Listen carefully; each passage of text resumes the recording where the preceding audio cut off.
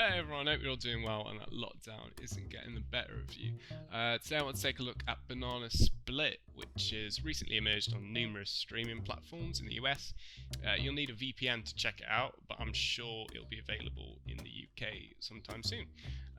But the film itself is a rom-com and a coming-of-age story directed by Benjamin Kazuki, who was a cinematographer on Safety Not Guaranteed.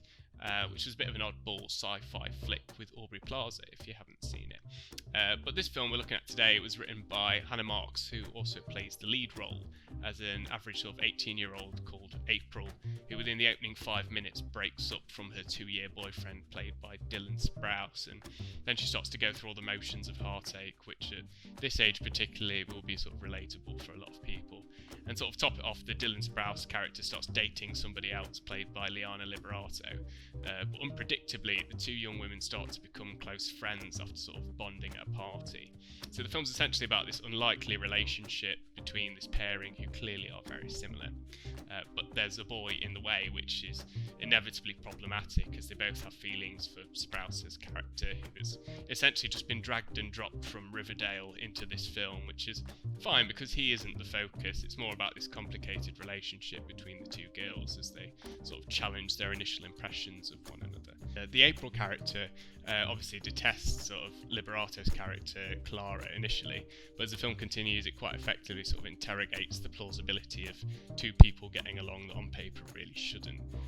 Saying that, the problem I had while watching it is that one that I sort of have with a lot of coming of age films, and that's that none of this really matters anyway because they're all just going to sort of clear off to university at some point. But my cynicism aside, all this drama and turmoil seems of sort of monumental importance when you're a teenager, so who am I to judge?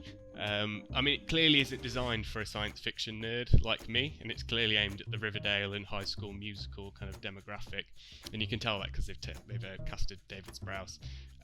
Altogether, it's slightly better than those teen shows. You can definitely tell the film is directed by a cinematographer because there's a lot of artistry in the framing of the film, even though the script essentially amounts to several conversations about teenage girls discussing boys, and the film starts to become more engaging when it eventually takes the stance that the value of friendship's actually more important than the teenage boy.